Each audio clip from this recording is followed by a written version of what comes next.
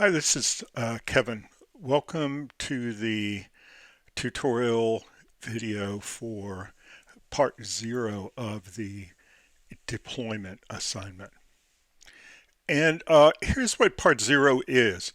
Um, I created the most of the content for this assignment a year ago in the spring of 2021. And it's still pretty current stuff and it works really well.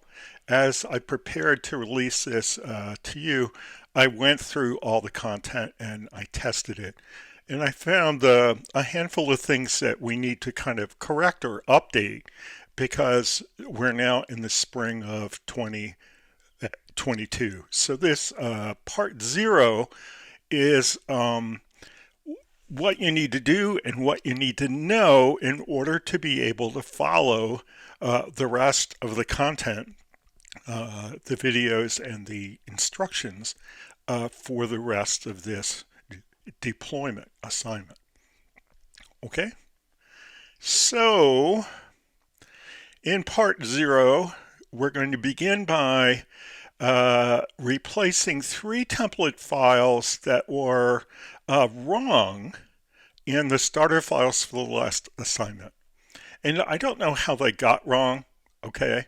They're not wrong in my final solution version, but they are wrong in the starter files for the last assignment. So I'm going to make sure that everybody has the right ones, okay? And then I've got a bunch of things I just want to remind you that have changed.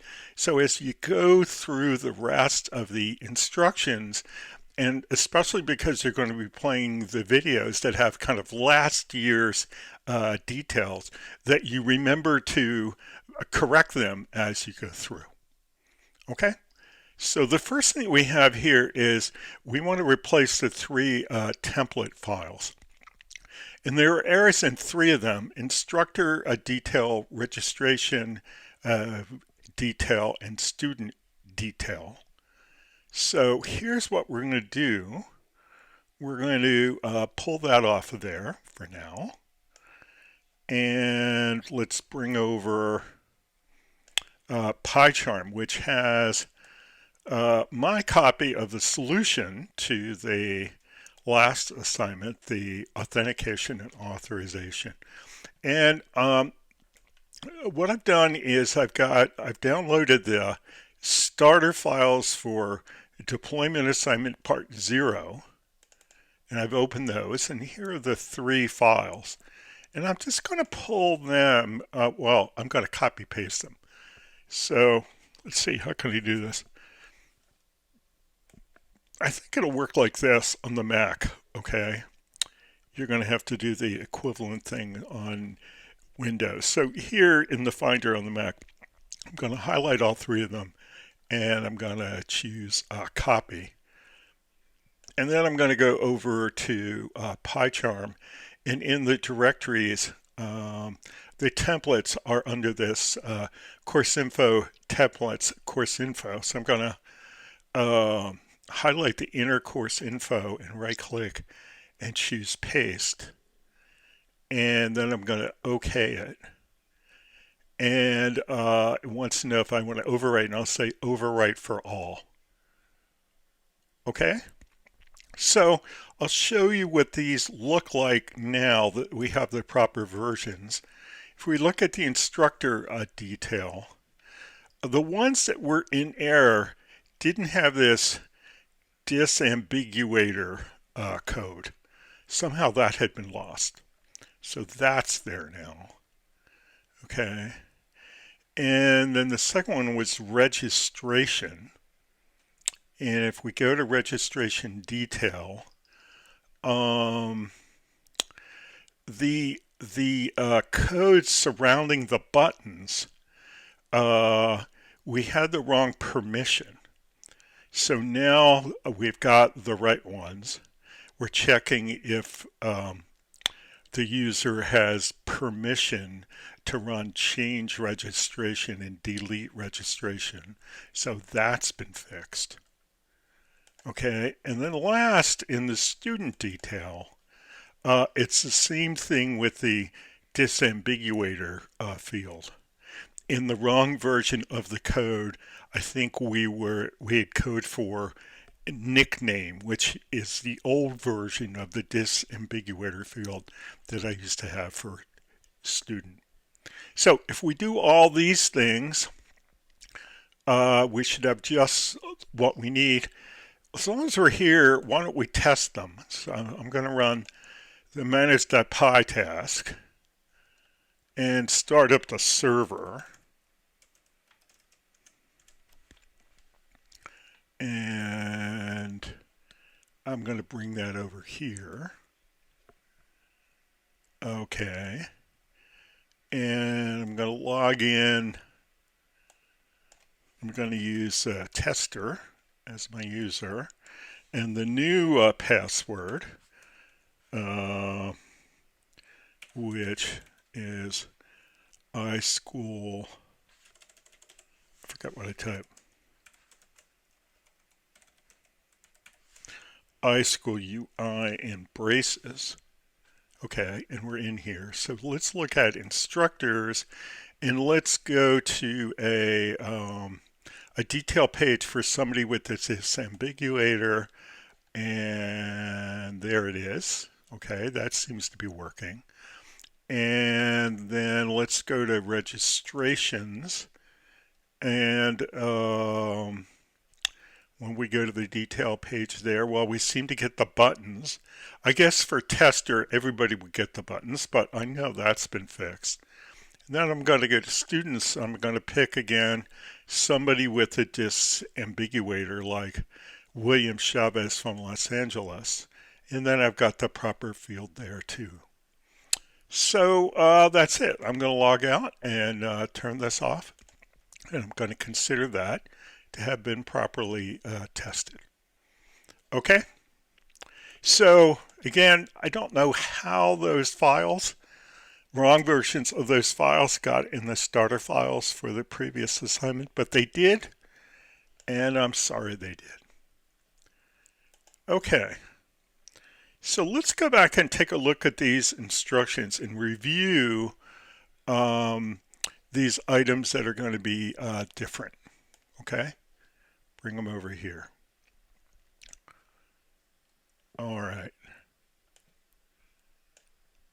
So, first of all, in the videos from last year, I talk about the name of the virtual environment that I expect you to use on your development machine. And we were using a different name for that. Okay. This year, we're using the same virtual environment for the course in general and for the EasyU project. And so the name that you should be using is E439 Django course. And this is the one, if we go back up to the top, this is the one that includes Python 3.9.7 and Django 3.2.5. And this is the one that you should have been using all semester long. Okay? So that's the one I want you to use. Okay, now at a certain point, okay, we're going to try to create a requirements file that's going to help us to create a virtual environment at Python Anywhere. At Python Anywhere, we're going to use another kind of virtual environment called virtual env. Okay. And while we're creating this requirements file to configure that, we use a command called pip freeze. And in the 1 year since I recorded the videos last, the format of that has actually changed. Okay.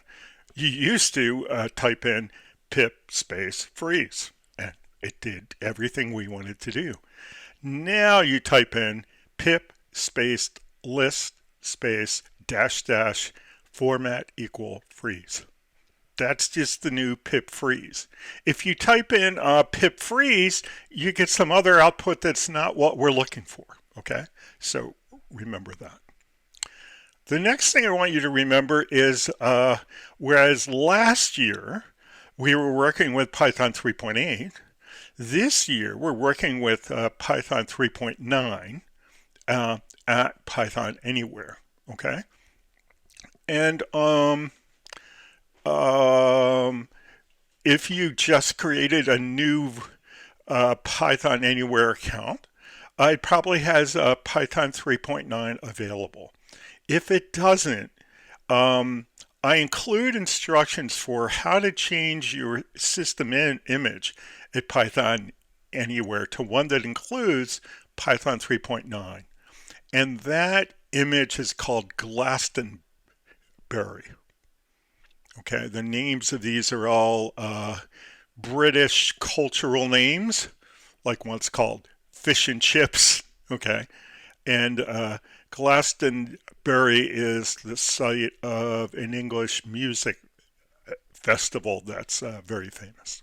Okay, so that's how you would fix that. You want to be using 3.9 on Python Anywhere. Okay. All semester long, we've been using a new password scheme. The old one, the one I mentioned on the video, used to create all kinds of warnings. And so we came up with the new one, the one that you see here, in curly braces, I school UI. Okay, so we're going to continue to use that for everything in this assignment. Okay, and the very last thing is when you are setting up your Python Anywhere account, one of the things that you can do is you can identify the teacher account that you want associated with yours. And we used to use my Python Anywhere ID, but now I've created a new one for the TAs who are going to be grading the course. And so the account you want to set up as your teacher is Trainer TAs, TRAINORTAS. Okay, and that's all set. I've tested that with my account and I'm able to do it. So you should be able to do that too. As we move on to part one, we've got part 1, 2, and 3. And these are the things that we were doing last year. To the extent that we're doing them slightly differently, I've tried to highlight the differences. Okay? And you should find them there. Okay? And then finally, I have the exercises. So parts 0 through 3 represent exercise 1. Okay, so that's the required or regular part of the assignment. The optional challenge exercise has to do with picking a production SQL server that we might have chosen to implement a Python Anywhere. I don't want you to do that. We're just going to use plain old SQLite 3. But I'm going to have you do, if you choose to do this challenge exercise, I'm going to have you do some of the research on what would have to be done to pick an alternative. And by alternative, I'm thinking of things like MySQL, PostgreSQL, those kinds of things. All right, so that's what the challenge is about. And then last but not least is all the stuff on how to submit. Okay, and remember what you're going to, in the end, submit to Canvas is just the URL of your page at Python Anywhere. And just so you know what that looks like, if I go to my page for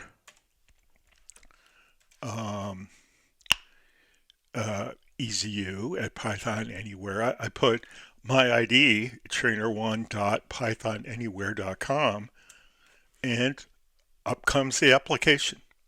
All right, so we want you to submit your equivalent URL And of course, you can click on here, okay, and copy it and paste it into Canvas so we know where to go to test your app.